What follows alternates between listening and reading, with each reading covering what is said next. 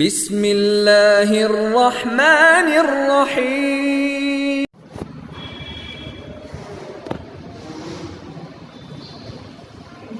السلام علیکم ورحمۃ اللہ تعالی وبرکاتہ۔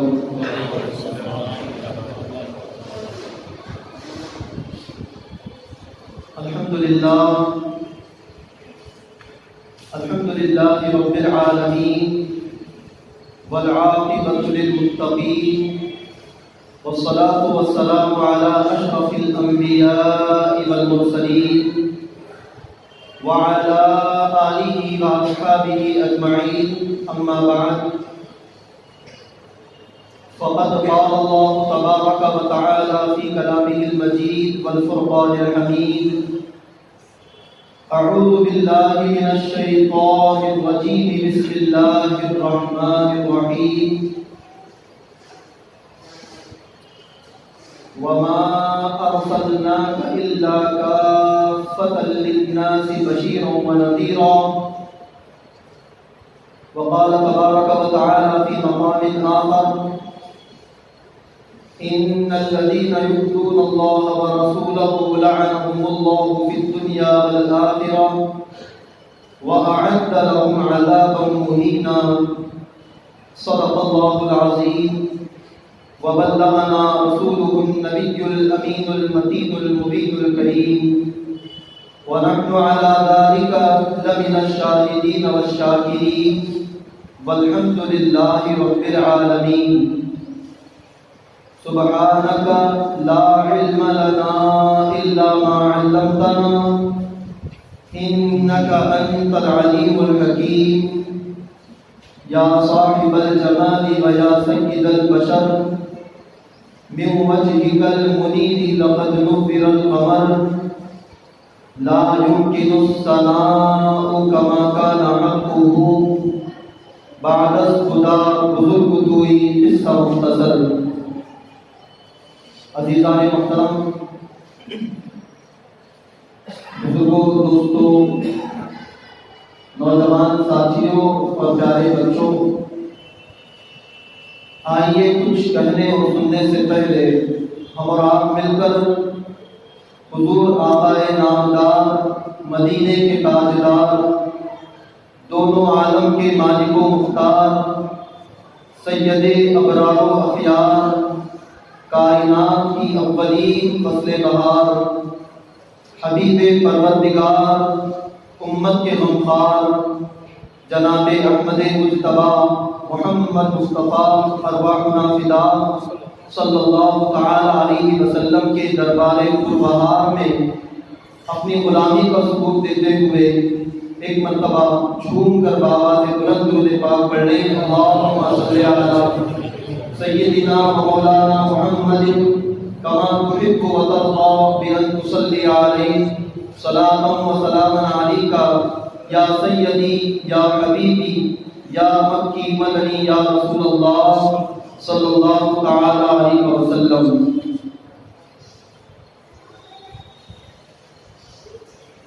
سب سے اولا و اعلیٰ ہمارا نبی، سب سے بالا و بالا ہمارا نبی، اپنے مولا کا پیارا ہمارا نبی، دونوں عالم کا دولہا ہمارا نبی، خلق سے اولیاء، اولیاء سے رسول اور رسولوں سے اعلیٰ ہمارا نبی، ملک کونین میں انبیاء تاجدار، تاجداروں کا آقا ہمارا نبی، سب چمک والے اجلوں میں چمکا کیے، اندھے شیشوں میں چمکا ہمارا نبی. کتنے تارے کھلے، کھل کے سب چھپ گئے، پر نہ ڈوبے نہ ڈوبا ہمارا نبی. اور جن کے قلبوں کا دھون ہے آب حیات، ہمارے آقا محمد مصطفیٰ صلی اللہ علیہ وسلم اپنے مبارک قدم دھو کر جو پانی رکھ دیں تو وہ پانی امت کے حق میں آب حیات کا درجہ رکھتا ہے. آب حیات کا درجہ، جن کے قلبوں کا دھون ہے آب حیات، ہے وہ جان مسیحا ہمارا نبی، ہے وہ جان مسیحا ہمارا نبی اور ہم سبوں کو رضا مجدہ دیجے کہ ہیں. مجدہ کا معنی خوشخبری. غم زدوں کو رضا مجدہ دیجے کہ ہیں. بے کسوں کا سہارا ہمارا نبی. بے کسوں کا سہارا ہمارا نبی. سامعین محترم،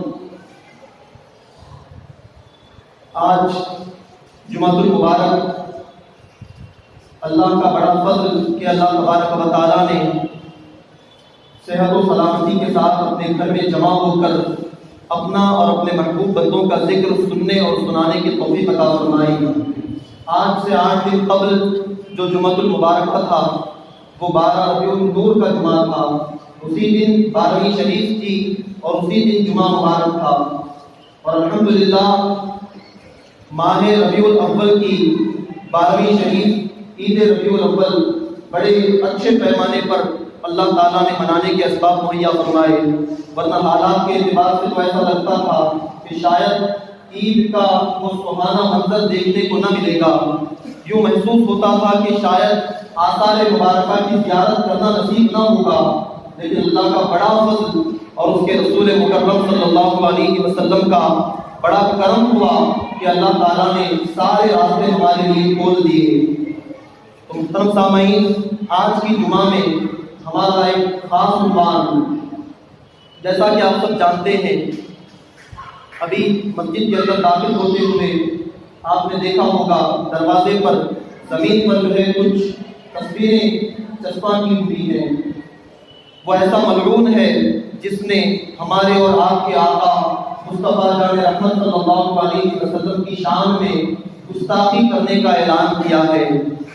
فرانس کا پریزیڈنٹ جس کا نام میکرون ہے، ایمینوئل میکرون، اس نے اعلان کیا ہے کہ ہم مسلمانوں کے نبی پروفٹ محمد کے کارٹونز بنائیں گے. خاکیں بنا کر ان خاکوں کو، کارٹونز کو پورے ملک بھر میں جگہ جگہ پہ لگایا جائے گا. انہوں نے یہ اعلان کیا ہے.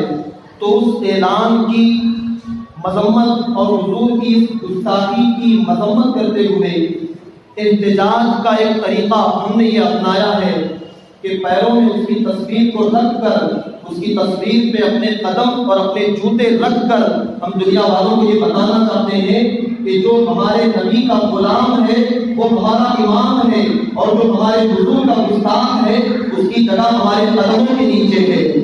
ہمارے قدموں کے نیچے اس کی جگہ ہے.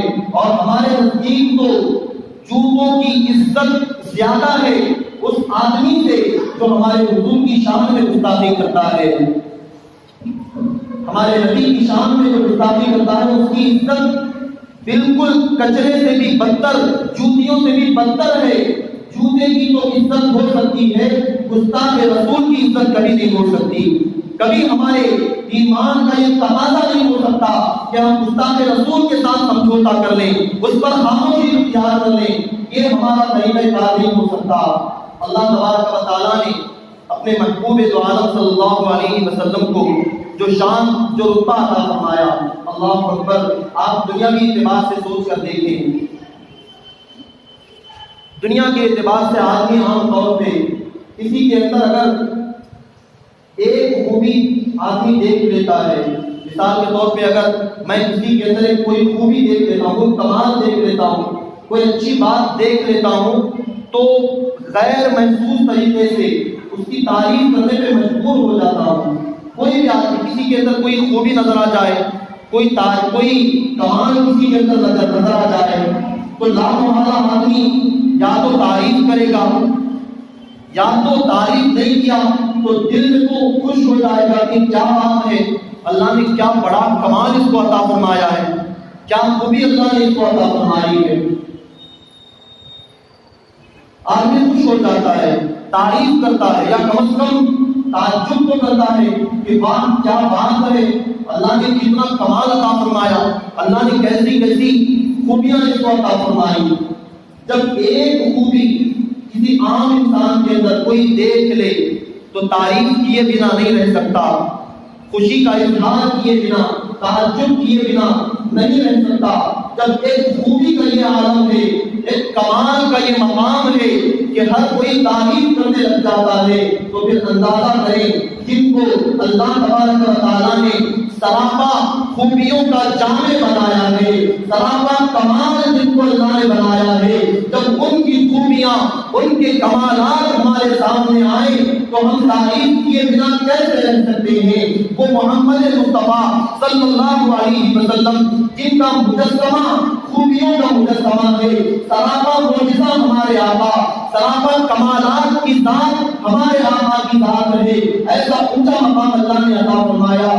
دیگر انبیاء کا مقام آپ دیکھیں اور ہمارے آقا کی شان کو آپ ملاحظہ کریں، کتنا واضح فرق آپ کو سمجھ میں آئے گا کہ کیا شان اللہ نے، کیسی انوکھی اور نرالی شان اللہ نے اپنے محبوب کو عطا فرمائی۔ اللہ اکبر۔ اللہ تبارک و تعالیٰ نے کلام مقدس میں ارشاد فرمایا، جس کا مفہوم یہ ہے کہ ہم نے نبیوں کو ایک مخصوص قوم کی طرف رسول بنا کر بھیجا، ہم نے نبیوں کو ایک خاص قوم کی طرف نبی بنا کر بھیجا، رسول بنا کر بھیجا۔ پہلے جتنے بھی انبیاء آئے کسی علاقے کے لیے، کوئی کسی خاص شہر کے لیے، کسی خاص خطے کے لیے، کسی ایک قوم کے لیے اللہ تعالیٰ نبی بنا کر دنیا میں بھیجا کرتا تھا، لیکن جب اپنے محبوب کو دنیا میں بھیجنے کا وقت آیا تو اللہ تبارک و تعالیٰ نے کسی خطے، کسی علاقے، کسی ملک یا کسی شہر یا کسی قوم کی تخصیص نہیں فرمائی، بلکہ اللہ رب الجلال نے ارشاد فرمایا، وَمَا أَرْسَلْنَاكَ إِلَّا كَافَّةً لِلنَّاسِ، اے محبوب ہم نے آپ کو سارے انسانوں کے لیے رسول بنا کر بھیجا ہے۔ سارے انسان، کوئی ایک ملک نہیں، ایک علاقہ نہیں، کوئی وقت کی تعین نہیں کہ اتنے وقت تک، اتنے سال تک، 1000 یا 2000 سال تک، کچھ نہیں، بلکہ اللہ نے فرمایا سارے انسانوں کے لیے۔ اس کا مطلب یہ ہوا کہ قیامت تک جتنے بھی لوگ آئیں گے ان سارے لوگوں کی خاطر ہمارے آقا رسول بنا کر بھیجے گئے ہیں، وہ سارے ہمارے آقا کی امت میں داخل ہوں گے۔ حضور اکرم صلی اللہ علیہ وسلم خود ارشاد فرماتے ہیں، ارسلت الی الخلق کافہ، آپ فرماتے ہیں کہ میں تمام مخلوقوں کی طرف رسول بنا کر بھیجا گیا ہوں، ساری مخلوقوں کی طرف رسول بنا کر اللہ نے مجھے بھیجا ہے۔ سبحان اللہ۔ آپ خود دیکھیں، دیگر انبیاء کا معاملہ الگ ہے اور ہمارے آقا کی شان الگ ہے۔ دیگر انبیاء مخصوص طبقے کے لیے، مخصوص علاقے کے لیے نبی بن کے آئے، اور ہمارے آقا کی شان یہ کہ ساری کائنات کے لیے آپ نبی بنا کر بھیجے گئے ہیں۔ سبحان اللہ۔ اب ذرا اور آگے آئیں، دیگر انبیاء کا معاملہ یہ تھا کہ جب ان کی شان میں کوئی توہین کرتا، جب ان کو کوئی برا بھلا کہتا، جب ان کی کوئی گستاخی کرتا تو اس کا جواب انبیاء خود دیا کرتے تھے، وہ نبی خود اس کا جواب دیا کرتے۔ حضرت موسیٰ فرعون کا بڑا دشمن تھا، فرعون نے بڑی گستاخیاں کی، بڑا ستایا، قارون نے حضرت موسیٰ کو ستایا، تو حضرت موسیٰ نے خود اس کا جواب دیا۔ حضرت ابراہیم کو آپ دیکھ لیں، نمرود نے ان کو اٹھا کے آگ میں ڈالنے کا منصوبہ بنایا، اللہ نے ضرور ان کو بچایا، لیکن دیگر انبیاء اپنے دشمنوں کا جواب خود دیا کرتے تھے، خود ان کا جواب دیا کرتے، لیکن جب ہمارے آقا کی باری آئی، جب مصطفیٰ جان رحمت صلی اللہ علیہ وسلم کی باری آئی اور دشمنوں نے حضور کی شان میں گستاخانہ کلمات پکے، ان کی بے ادبیاں کی، تو مصطفیٰ نے جواب نہیں دیا، بلکہ جواب آیا تو اللہ کی بارگاہ سے جواب آیا۔ اللہ رب الجلال ان کا جواب دیتا ہوا نظر آتا ہے۔ ایک مرتبہ کفار و مشرکین نے کہا کہ محمد کے رب نے ان کو چھوڑ دیا ہے، ان کو دشمن بنا لیا ہے، محمد عربی کے رب نے ان کو ترک کر دیا، ان کو چھوڑ دیا۔ جب کفار و مشرکین نے ایسا واویلا مچایا، اس واویلا مچانے کی وجہ یہ تھی کہ ایک مرتبہ کسی وجہ سے اللہ کی جانب سے وحی جو اترتی تھی، وحی کا سلسلہ موقوف ہو گیا، وحی اترنے کا سلسلہ کچھ عرصے تک موقوف ہو گیا، تو کفار و مشرکین نے یہ ڈھنڈورا پیٹا کہ محمد کے رب نے ان کو چھوڑ دیا، ان کو دشمن بنا لیا۔ جب کفار و مشرکین نے ایسی بکواس کو مشہور کرنا شروع کیا تو اللہ رب الجلال نے ارشاد فرمایا والضحیٰ واللیل اذا سجی، اے محبوب تمہارے چمکتے چہرے کی قسم ہے، تمہاری سیاہ زلفوں کی مجھے قسم ہے، ما ودعک ربک وما قلی، آپ کے رب نے نہ آپ کو چھوڑا ہے اور نہ آپ کو دشمن بنایا ہے۔ سبحان اللہ، گستاخی کوئی اور کر رہا ہے، بکواس کوئی اور کر رہا ہے، جواب آتا ہے تو خدا کی بارگاہ سے جواب آتا ہے، جواب آتا ہے تو اللہ کی بارگاہ سے جواب آ رہا ہے۔ کیا مقام ہے ہمارے آقا کا، اللہ اکبر۔ ایسی کئی مثالیں آپ کو مل جائیں گی، بکواس کرنے والا کوئی اور ہوگا اور جواب دینے والا اللہ ذوالجلال ہوگا۔ ظالموں نے ایک مرتبہ مشہور کر دیا کہ محمد عربی جو قرآن پڑھتے ہیں یہ اللہ کا اتارا ہوا کلام نہیں ہے، بلکہ یہ تو شعر شاعری کرتے ہیں، یہ تو ایک شاعر ہے۔ لوگوں نے آپ کو شاعر کرنا شروع کر دیا، شعر لکھ کے پڑھنے والا کہا، تو اللہ تبارک و تعالیٰ نے اس کا جواب دیا کہ اور نادانوں، میں نے اپنے محبوب کو شاعر نہیں بنایا۔ رب ذوالجلال فرماتا ہے وما هو بقول شاعر، یہ کسی شاعر کا قول نہیں ہے۔ اور ایک آیت کا یہ ترجمہ، یہ خلاصہ ہے، رب نے فرمایا کہ ہم نے اپنے محبوب کو شاعر نہیں بنایا اور شاعری جو ہے ان کے لیے مناسب بھی نہیں ہے۔ اللہ نے جواب ارشاد فرمایا، ظالموں نے ایک مرتبہ مشہور کیا کہ یہ تو مجنون ہے۔ لوگوں نے آپ صلی اللہ علیہ وسلم کی شان میں مجنون کا لفظ استعمال کیا، پاگل کا لفظ استعمال کیا، تو اللہ رب الجلال نے قسم کھا کے ارشاد فرمایا نون والقلم وما یسطرون، رب فرماتا ہے کہ قسم ہے مجھے قلم کی اور جو کچھ قلم لکھتا ہے اس کی قسم۔ یہ قلم سے مراد وہ قلم ہے جو لوح قلم کہا جاتا ہے، جو لوح محفوظ پہ چلتا ہے، اس قلم کی قسم کھا کے رب کعبہ نے ارشاد فرمایا نون والقلم وما یسطرون وما انت بنعمت ربک بمجنون، اے محبوب مجھے قلم کی قسم ہے، میں قسم کھا کے یہ کہتا ہوں کہ آپ مجنون بالکل نہیں ہے، آپ پر اپنے رب کی نعمتیں ہیں، آپ مجنون بالکل نہیں ہے۔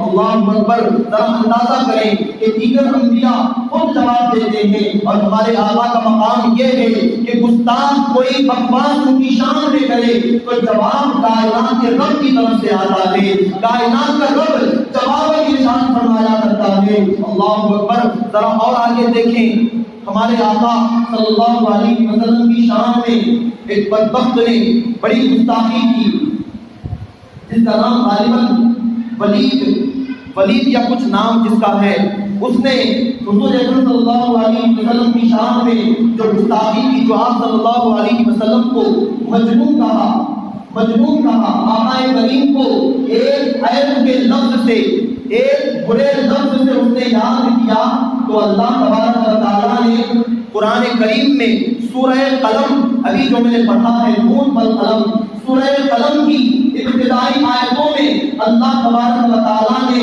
اس کے 10 عیبوں کو ذکر کیا ہے۔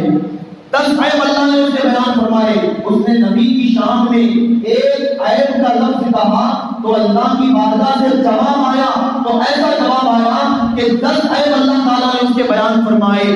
10 عیبوں میں سے 9 عیبوں کو وہ جانتا تھا، 9 عیب اسے معلوم تھے کہ میں کمینہ ہوں، برا ہوں، گناہگار ہوں، گھٹیا ہوں، سب کچھ اسے معلوم تھا، لیکن اللہ نے اس کا ایک عیب یہ بھی بیان فرمایا کہ یہ جس نے میرے محبوب کی شان میں گستاخی کی ہے یہ حرامی بھی ہے۔ اللہ نے اس کا یہ عیب بیان کر دیا کہ وہ حرامی ہے، وہ اپنے باپ کی اولاد نہیں، وہ حلال کی اولاد نہیں ہے۔ جب اس نے سنا تو سوچا کہ سارے 9 عیب تو مجھے معلوم ہیں، 9 عیبوں کے بارے میں جانتا ہوں، مجھے پتا ہے، لیکن یہ 10واں عیب مجھے کیسے پتا چلے گا؟ آخر میں کیسے یقین کروں؟ جب محمد عربی کے رب نے کہا ہے تو یہ سچ ہی ہوگا، وہ جانتا تھا کہ یہ سچ ہوگا۔ سیدھے وہ اپنی ماں کے پاس گیا، جانے کے بعد اپنی ماں کے سینے پہ چڑھ کے بیٹھ گیا اور ماں کے سینے پہ چڑھ کر اس نے پوچھا کہ اے ماں سچ سچ بتا میں کس کی اولاد ہوں؟ میرے بارے میں محمد عربی کے قرآن میں ان کے رب نے یہ حکم نازل کیا ہے، ان کے رب نے کہا ہے کہ میں حرامی ہوں، تو مجھے مجھے بتا کہ میں کس کی اولاد ہوں، میں حلال کا ہوں یا حرام کا ہوں۔ جب اس نے ماں سے پوچھا تو ماں نے جواب دیا کہ بیٹا اگر تو اپنے باپ کا حلال کا اگر تو ہوتا، تو حلالی اولاد ہوتا تو اس طرح ماں کے سینے پہ بیٹھ کے بات نہیں کرتا۔ تو اپنے باپ کی اولاد نہیں ہے، تیرا باپ مرد نہیں تھا، ایک چرواہے نے، بکریاں چرانے والے نے مجھ سے ملاقات کی تو اس ملاقات سے تو پیدا ہوا ہے۔ اللہ اکبر، ذرا اندازہ کریں آج تک اس کا حرامی پن چھپا ہوا تھا، اس کا اتنا بڑا عیب پوشیدہ تھا، لیکن جب اس نے بارگاہ مصطفیٰ میں بے ادبی اور توحید کے کلمات بکے، جب مصطفیٰ جان رحمت کے دامن کی طرف انگلی اٹھانے کی ناپاک کوشش کی تو اللہ تبارک و تعالیٰ نے سارے زمانے کو اس کا عیب بتا دیا کہ یہ کیا میرے محبوب کے عیب گنائے گا جو خود حرام کی اولاد ہے، یہ حرامی ہے۔ تو اللہ تبارک و تعالیٰ کے اس فرمان سے ہم اس نتیجے پر پہنچتے ہیں کہ آج بھی اگر کوئی حضور کی شان میں گستاخی کرتا ہے، چاہے وہ کسی قوم کا ہو، کسی علاقے کا ہو، کسی ملک کا ہو، کسی طبقے کا ہو، چاہے کہیں کا ہو، اتنے اونچے درجے کا کیوں نہ ہو، اگر وہ ہمارے آقا کی شان میں ادنا سی توہین بھی کرتا ہے تو ہم قرآن کی اسی آیت سے مفہوم اخذ کرتے ہوئے یہ کہتے ہیں کہ اگر وہ حلال کا ہوتا تو آقا کریم کی شان میں گستاخی نہ کرتا، وہ حرامی ہوگا جو ہمارے آقا کی شان میں بکواس کرتا ہے، وہ حرامی ہوگا، اس کی نسل حرامی ہوگی، وہ ناپاک نسل کا ہوگا، تبھی تو آقا کریم کی شان میں جو ہے گندی باتیں بکتا ہے، کارٹون بنانے کی باتیں کرتا ہے۔ اللہ اکبر، ہمارے آقا کا مقام و مرتبہ کیسا مقام، اللہ نے جو اونچائی، جو بلندی، جو رفعت ہمارے آقا کو اللہ تبارک و تعالیٰ نے عطا فرمائی، اس رفعت تک تو کوئی پہنچ نہیں سکتا، کوئی سمجھ نہیں سکتا، حضور کی حقیقت سوائے رب کے کوئی نہیں جان سکتا۔ لیکن کیا کرے، آج جو ہے دنیا کے اندر جیسا کہ گزشتہ جمعہ آپ نے سنا کہ ایک شخص نے ایک کتاب لکھی تھی، دا ہنڈریڈ اس کا نام رکھا تھا، وہ کتاب لکھنے والا غیر مسلم تھا، عیسائی تھا، اس کے باوجود اس نے اپنی کتاب میں سب سے پہلا نمبر کی شخصیت کو دیا تھا، وہ ہمارے آقا صلی اللہ علیہ وسلم کی ذات تھی۔ دنیا کے اندر بہت سارے غیر مسلم ایسے ہیں جو ہمارے آقا سے سچی محبت کرتے ہیں، ہمارے آقا کے اخلاق کو جانتے ہیں، حضور کے کمال کو، حضور کے مقام کو جانتے ہیں، اگرچہ ایمان نہیں لاتے، اگرچہ مسلمان نہیں ہوتے، لیکن تسلیم تو کرتے ہیں، حضور کی عظمت کو وہ مانتے ہیں، ان کا احترام کرتے ہیں، لیکن کچھ سرکھے، کچھ جو ہے بد دماغ بد دل ایسے بھی ہوتے ہیں جو آقا کریم کی شان میں ایسی گستاخیاں کرتے ہیں۔ یہ ساری چیزیں یہودیوں کی ناپاک سازشیں ہیں، یہودیوں کا یہ منصوبہ ہے کہ مسلمانوں کو اگر کمزور کرنا ہے، مسلمانوں کو اگر ان کو شکست دینا ہے، ان کو کمزور کرنا ہے تو ان کے دلوں سے محمد عربی صلی اللہ علیہ وسلم کی محبت کو نکال دو، ان کے دلوں سے الفت رسول کو نکال دو۔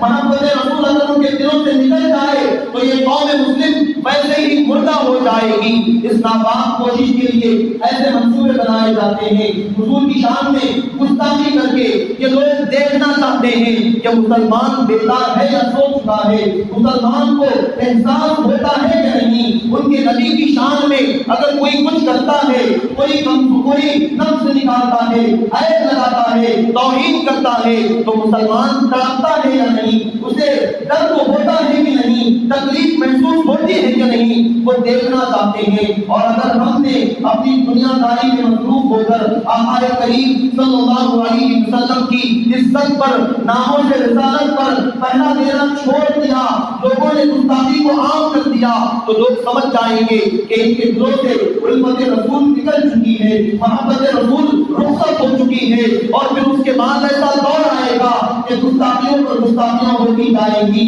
کہیں کوئی گستاخی کرے گا، کہیں سے کوئی اور طرح کی گستاخی کرے گا۔ ہمارا یہ بحیثیت مسلم، بحیثیت عاشق رسول، ہمارا یہ فریضہ ہے کہ دنیا کے اندر جہاں کہیں بھی جو بھی ہمارے آقا کی شان میں اگر بکواس کرے، اگر نازیبا کلمات کہے، حضور کے قانون بنانے کی بات کرے، جس طرح کی بھی وہ گستاخی کرے، ہم سب کا، ہر ایک کا، صرف میرا یا آپ کا نہیں، ہر مسلمان کا یہ فرض ہے کہ وہ اس کی برائی پہ، اس کی مذمت کرے، اس کے خلاف آواز اٹھائے.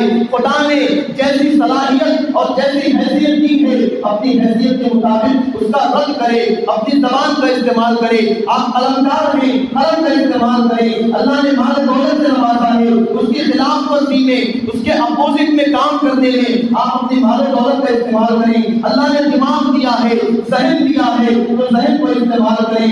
ہر مسلمان کا یہ فریضہ ہے کہ ایسے بدبختوں کا بائیکاٹ کیا جائے. ان لوگوں کو جو ہے دنیا والوں کو بتایا جائے کہ مسلمان کچھ بھی برداشت کر سکتا ہے, سب کچھ برداشت کر سکتا ہے. ہماری جانیں قربان ہو جائیں, ہمارے مال لوٹ لیے جائیں, ہماری نسلوں کو تباہ کر دیا جائے, سب کچھ برداشت ہو سکتا ہے. اگر ہم سے برداشت نہیں ہوتا تو وہ ایک کام ہے, وہ ہے ہمارے آقا کی شان میں گستاخی. اگر کوئی گستاخی کرتا ہے وہ چاہے جیسا بھی ہو, وہ جو بھی ہو, ہم اسے کسی قیمت پر برداشت نہیں کریں گے. شاعر نے کہا تو جان مانگو تو جان دیں گے, جو مال مانگو تو مال دیں گے, نہ ہو سکے گا یہ ہم سے ہرگز نبی کا چاہو جلال دیں گے. نبی کا چاہو جلال ہم کبھی نہیں دے سکتے, ان کی شان میں ادنا کی توہین بھی برداشت نہیں کر سکتے. علامہ اقبال نے کہا کہ محمد سے وفا تو نے تو ہم تیرے ہیں, کہ محمد سے وفا تو نے تو ہم تیرے ہیں. یہ جہاں چیز ہے یا لوح قلم تیرے ہیں. آقا کریم کا سچا پکا وفادار بننے کی ہر مسلمان کو ضرورت ہے. ہم اگر سچے پکے وفادار رسول بن جائیں, در مصطفیٰ کے پکے وفادار بن جائیں, تو پھر اللہ تبارک و تعالی تقدیر کا قلم ہمارے حوالے کرے گا اور فرمائے گا کہ اے میرے بندے تیری تقدیر تیرے ہاتھ میں ہے, جیسی چاہے لکھ لے. عزتیں چاہتا ہے, عظمتیں چاہتا ہے, حکومتیں چاہتا ہے, سربتیں چاہتا ہے, جو چاہتا ہے لکھ لے. لیکن شرط یہ ہے کہ پہلے میرے محبوب کے در کا سچا وفادار بن جا, ان کے دربار کا سچا غلام بن جا. ارے آؤ بارگاہ رسالت میں, بارگاہ صحابہ میں آؤ. وہ حضور سے کیسی محبت فرمایا کرتے تھے, حضور کی وہ کیسی تعظیم کرتے تھے.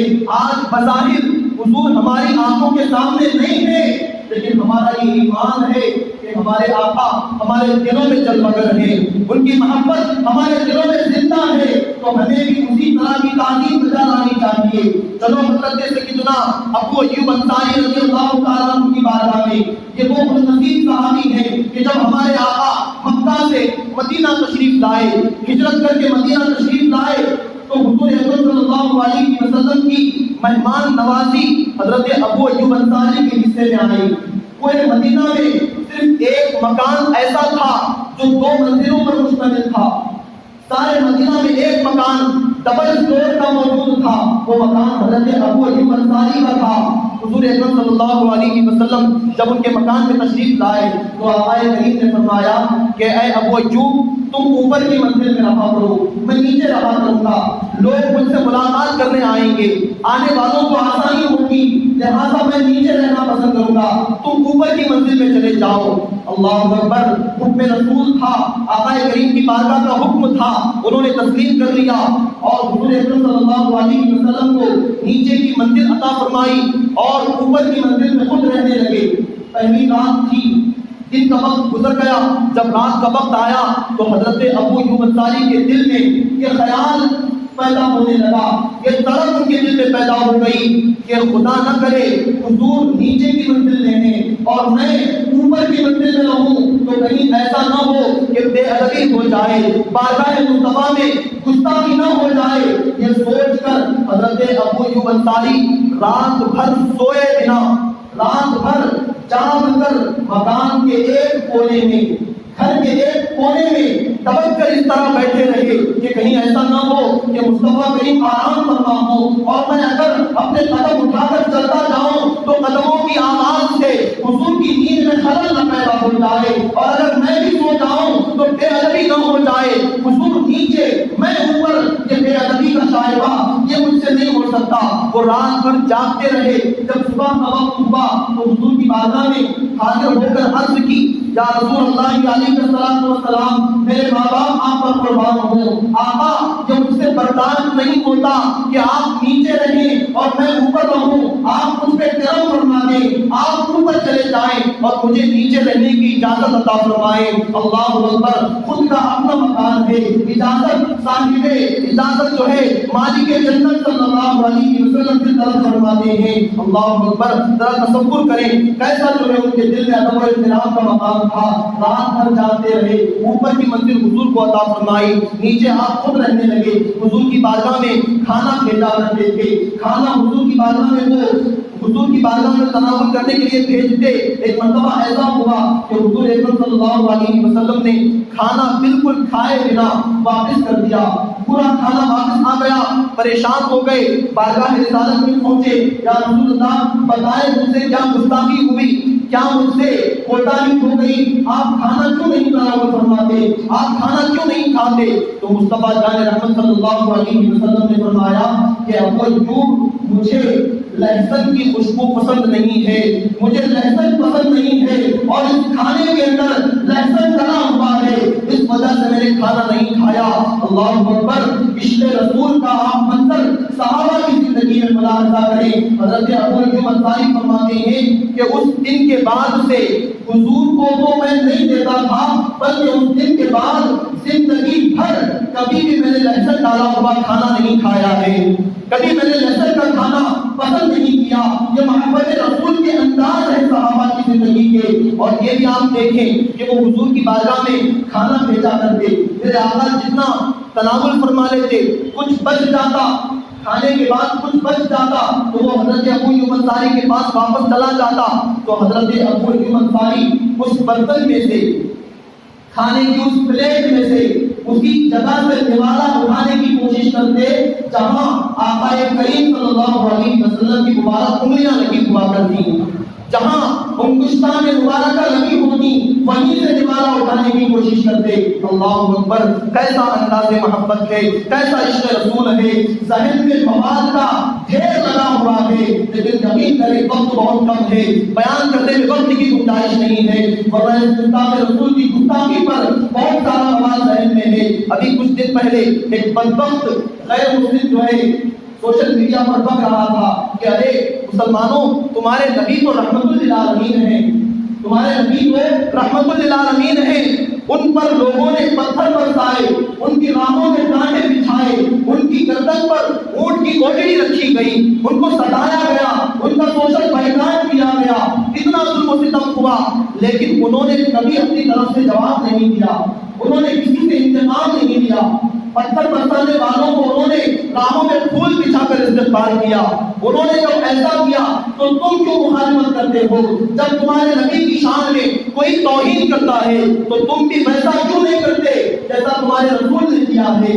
تم بھی جو ہے ان کی رحمت للعالمین کا مظہر بن جاؤ، تم بھی معاف کرنا سیکھ لو۔ انہوں نے معاف کیا ہے، پتھر برسانے والوں کو انہوں نے دعائیں دی ہیں، تو آج گستاخی کرنے والوں کو تم بھی دعائیں دو۔ انہوں نے کانٹے بچھانے والوں کو ہدایت کی دعا دی ہے، پھول بچھا کر استقبال کیا ہے، تو تم بھی ایسا کیوں نہیں کرتے؟ اللہ اکبر، میرے عزیزوں، میں کس طرح جو ہے اس بات کو جواب دوں؟ ذرا تصور کریں، کوئی آدمی، کوئی کتنا کم درجے کا آدمی کیوں نہ ہو، ہمارے آقا کی شان کو ہماری سمجھ سے بالا تر ہے۔ آپ اور ہم اپنی بات کرتے ہیں، ہم کسی سے یہ نہیں کہتے کہ بھائی میری تعظیم کر، ہم کسی سے یہ نہیں کہتے کہ یار میری عزت کر، مجھے بڑا کہہ، میری لوگوں میں بابا کر۔ کوئی آدمی اپنی تعریف اپنی زبان سے کرنے کو نہیں کہتا، اپنی تعریف اپنی زبان سے کہنے کو نہیں کہتا۔ مثال کے طور پہ استاد کا احترام واجب ہے، استاد کا احترام لازم ہے، لیکن کوئی استاد اپنے شاگرد کو یہ نہیں کہتا کہ میں استاد ہوں میرا ہی ادب کر، کوئی استاد یہ نہیں کہتا، بلکہ دوسرے اساتذہ کا ادب یہ استاد سکھاتا ہے۔ میرا نہیں تو نہ صحیح، دوسرے استادوں کا ادب کرو، دوسرے ٹیچرز کا ادب کرو۔ تو ہمارے آقا کی شان تو ایسی اونچی شان ہے، ایسا اونچا مقام ہے، تو پھر مصطفیٰ جان رحمت اپنی ذات کے لیے انتقام کیسے لیں گے؟ اپنی ذات کے لیے پتھر مارنے والوں کا جواب حضور پتھر سے کیسے ارشاد فرمائیں گے؟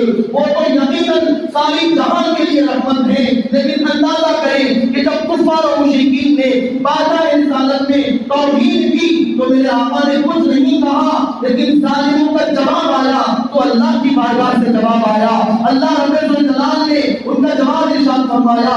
گستاخی کرنے والا کوئی ملعون ہے، ایک عیب بیان کیا تو اللہ تبارک و تعالیٰ نے اس کے 10 عیب زمانے میں گنوا دیے۔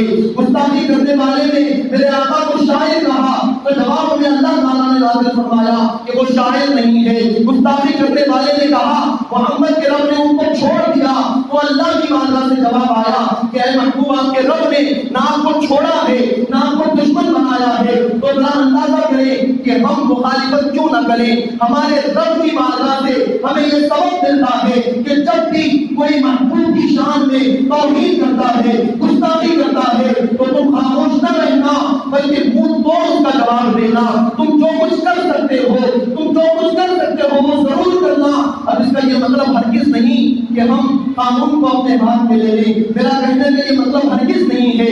بس کہنے کا مطلب یہ ہے کہ بحیثیت مسلمان قانون کے دائرے میں رہ کر ہمارے ملک کے قانون کے دائرے میں رہتے ہوئے ہم جو بھی کر سکتے ہیں محبت رسول کا ثبوت پیش کرنے کے لیے ہمیں وہ ضرور کرنا چاہیے. وہ طریقہ ضرور اپنانا چاہیے. ابھی جو ہے یہاں پر سگنیچر کرنے کا اہتمام کیا گیا ہے. ایک میمورینڈم پورے شہر کے سطح پر جا کر جو ہے اس کے خلاف میمورینڈم دیا جائے گا. اس میمورینڈم کے نیچے تقریباً پورے شہر کی مسجدوں میں جو سگنیچر کرائی جا رہی ہیں وہ ساری سگنیچرز کو اس کے نیچے اٹیچ کر کے وہ میمورینڈم جو ہے پیش کیا جائے گا. آپ حضرات جاتے ہوئے ضرور سگنیچر کر کے واپس جہاں سے مسجد سے باہر جائے. بغیر سائن کیے کوئی ایک آدمی بھی یہاں سے باہر نہ جائے. اور اگر وہ پیپر سگنیچر کے پیپر اگر کم پڑ جائیں تو باہر سے زیراکس کروا لیں. زیراکس کر کے جو ہے اس پر سگنیچر کر کے جائیں اور اپنی محبت رسول کا ثبوت دیں. اور ایک اس بات کا بھی خیال رکھیں کہ فرانس میں گستاخی ہوئی ہے. فرانس کے پریزیڈنٹ نے گستاخوں کی حمایت کرنے کا اعلان کیا ہے. تو بحیثیت مسلمان ہم میں سے ہر ایک کا یہ فریضہ ہے کہ فرانس کی بنی ہوئی کوئی چیز کو ہم نہ خریدیں. ان کے پروڈکٹس کا بائیکاٹ کر دیں. ان کی چیزوں کو ان کے اشیاء کو ان کے ملک میں جو چیزیں بنتی ہیں جو کمپنیز ان کے ملک کی ہیں اس کو ہرگز نہ خریدیں. شہر کی ہر مسجد کے اندر آپ کو بینرز لگے ہوئے نظر آئیں گے. آج یہ بات صرف میں نہیں کر رہا ہوں بلکہ پورے شہر کے ائمہ کرام اور علماء کرام نے میٹنگ کر کے اس بات کا منصوبہ بنایا اور شہر کی ہر مسجد میں اس ملعون مردود میکرون کی فوٹوز آپ کو لگی ہوئی ملیں گی. ہر مسجد میں جو ہے بینرز لگے ہوئے آپ کو نظر آئیں گے. اور سگنیچر کا اہتمام بھی سائن کرنے کا اہتمام بھی ہر مسجد میں کیا گیا ہے. تو آپ حضرات جاتے ہوئے سائن ضرور کرتے جائیں اور ان کے پروڈکٹس کا ضرور بائیکاٹ کریں. اور جو حضرات سوشل میڈیا سے جڑے ہوئے ہیں وہ سوشل میڈیا پر بھی اپنے غم و غصے کا اظہار کریں, اپنی ناراضگی کا اظہار کریں کہ ہم کچھ بھی برداشت کر لیں گے, ہماری زندگیاں قربان ہو جائیں, ہماری نسلیں ختم ہو جائیں, ہماری جانیں قربان ہو جائیں, ہم جو ہے عظمت رسول پر ایک حرف بھی آنے نہیں دیں گے. بلکہ ہمارے ایمان کا تقاضا تو یہ ہے کہ گستاخ رسول کو زندہ جلا دیا جائے. اگر اسلامی حکومت ہوگی, اسلامی سلطنت ہوگی تو گستاخ رسول کی سزا صرف ایک سزا ہوگی جو آج بھی جو ہے اسلامی ممالک میں لگائی جاتی ہے. گستاخ رسول کی صرف ایک سزا, سرطن سے جدا. لیکن ہمارا یہ جو ملک ہے جہاں پر جمہوری حکومت ہے, جہاں اس قانون کو نافذ نہیں کیا جا سکتا. حضرت مولا کائنات علی مرتضیٰ رضی اللہ تعالیٰ عنہ کی روایت ہے, حدیث پاک ہے, حضور فرماتے ہیں کہ جو کسی نبی کی شان میں توہین کرے, گستاخی کرے تو آقا خود فرماتے ہیں اسے قتل کر دو. اور جو کسی صحابی کی شان میں توہین کرے تو اسے کوڑے مارو. صحابی کی شان میں توہین کرنے والے کو کوڑے مارے جائیں, نبی کی شان میں توہین کرنے والے کو قتل کیا جائے. اور امام مالک رضی اللہ تعالیٰ عنہ کا وہ فرمان بھی آپ کو یاد رکھنا چاہیے. امام مالک فرماتے ہیں کہ اگر امت محمدیہ ناموس رسالت کی حفاظت نہیں کر سکتی, حضور کی عزت پر پہرا نہیں دے سکتی, ناموس مصطفیٰ کی حفاظت اگر مسلمانوں سے نہیں ہو سکتی, تو امام مالک فرماتے ہیں کہ امت محمدیہ کو جینے کا کوئی حق نہیں ہے.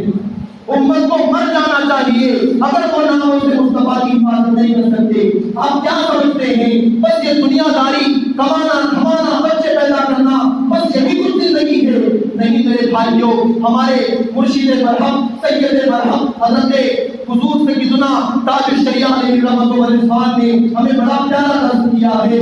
زندگی یہ نہیں ہے کسی کے لیے، زندگی ہے نبی کی، نبی کے لیے نہ سمجھ بنتے ہیں، زندگی کے لیے جینا مرنا ہے سب کچھ نبی کے لیے۔ ہمارا جینا مرنا، ہمارا اٹھنا بیٹھنا چلنا پھرنا جو کچھ ہو سب کچھ نبی کے لیے ہونا چاہیے۔ یہ جذبہ ہر ایک کے اندر پیدا ہونا چاہیے۔ حضور پاک صلی اللہ علیہ وسلم کی زندگی مبارکہ میں کچھ گستاخ ایسے ہیں، کعب بن اشرف جو یہودیوں کا سردار تھا، حضور اکرم صلی اللہ علیہ وسلم نے خود حکم دیا کہ کون ہے جو کعب بن اشرف کو قتل کرے گا۔ ایک صحابی کھڑے ہوئے، محمد بن مسلمہ کھڑے ہوئے، جا کر انہوں نے اس کا سر قلم کر دیا اور آ کے حضور کی بارگاہ میں یہ عرض کی کہ یا رسول اللہ میں نے اس کا سر قلم کر دیا ہے۔ اس کو مارنے کی وجہ یہ تھی کہ وہ بار بار حضور کی شان میں گستاخی کے باتیں بکتا تھا، اپنی شعر شاعری میں حضور کی شان میں توہین کرتا تھا اور کفار و مشرکین کو حضور کے خلاف ابھارتا تھا، اکساتا تھا۔ حضور نے حکم دیا، جا کر جو ہے اس کو صحابی رسول نے قتل کر دیا۔ اسی طرح کے اور ایک ابن حنظل نام کا ایک بدبخت تھا، وہ شاعر تھا، وہ بھی حضور کی شان میں توہین کرتا تھا۔ جب مکہ فتح ہوا تو حضور کو بتایا گیا کہ یا رسول اللہ ابن حنظل جو ہے وہ خانہ کعبہ کے پردوں سے چمٹا ہوا ہے، خانہ کعبہ کے پردوں سے چمٹا ہوا ہے۔ فتح مکہ کا منظر آپ نے کچھ دن پہلے سنا ہے۔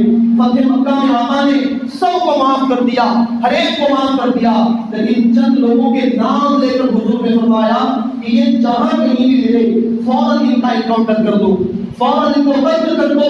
ابن حنظل کے بارے میں کہا کہ یا رسول اللہ پردوں سے خانہ کعبہ کے خلاف سے وہ چمٹا ہوا ہے، تو حضور نے فرمایا تب بھی کوئی بات نہیں، اسے وہیں جا کے وہیں اس کو قتل کر دو۔ ابن حنظل کو وہیں قتل کیا گیا، یہ بھی حضور کی شان میں توہین کیا کرتا تھا۔ تو پتہ یہ چلا کہ حضور اکرم صلی اللہ علیہ وسلم کی شان میں جو توہین کرے، جو گستاخی کرے، اس کی سزا سزائے موت کے علاوہ کچھ نہیں ہو سکتی۔ اسے معاف کرنے کا دنیا میں کسی کو حق نہیں ہو سکتا، لیکن ہم اپنے اعتبار سے جو کر سکتے ہیں احتجاج کے طور پر اس کی تصویر کو پیروں تلے رونق کر دنیا والوں کو بتائیں کہ جو ہمارے نبی کی شان میں توہین کرے ہمارے نزدیک اس کی عزت جوتی سے بھی کم ہے، چپل سے بھی کم ہے، وہ جوتی چپل سے بھی بیان گزرا ہوا ہے۔ تو بس گفتگو کا یہی خلاصہ ہے کہ جاتے ہوئے اس کی تصویروں کو کندن کر جائیں، لگے تو اپنے پیروں کی اس کو کندتے ہوئے فوٹو نکال کر سوشل میڈیا پر اس کو بھی آپ عام کریں، دنیا والوں کو بتائیں کہ ہم اپنے اعتبار سے جو کچھ ہو سکتا ہے وہ ضرور کریں گے، اور ان کے پروڈکٹس کا بائیکاٹ کریں، اور اپنی نمازوں میں اور اپنی منزلوں میں یہ اللہ کی بارگاہ میں ضرور دعا کریں کہ جو ہمارے آقا کے خاکے بنانے کی بات کرتے ہیں اللہ تعالیٰ ان تمام ظالموں کو خاک میں ملا دے، ان کو اللہ نیست و نابود کر دے، ان کو تحت کر دے، تباہ و برباد کر دے۔ اپنی ہر دعا میں حضور کے گستاخوں کی بربادی کے لیے ضرور دعا کریں۔ بس میں اللہ کی بارگاہ میں دعا کرتا ہوں جو کچھ کہا گیا سنا گیا رب کریم اپنی بارگاہ میں قبول فرمائے، کہنے سننے میں جو لفظی شرح میں غلطی ہو تو اللہ تعالیٰ اپنے فضل و کرم سے معاف فرمائے۔ رب کریم ہم تمام کو حضور کی سچی محبت عطا فرمائے، ہمارے دلوں میں محبت مصطفیٰ کو جاگتی فرمائے، اور دشمنان مصطفیٰ کو اللہ تعالیٰ نیست و نابود فرمائے۔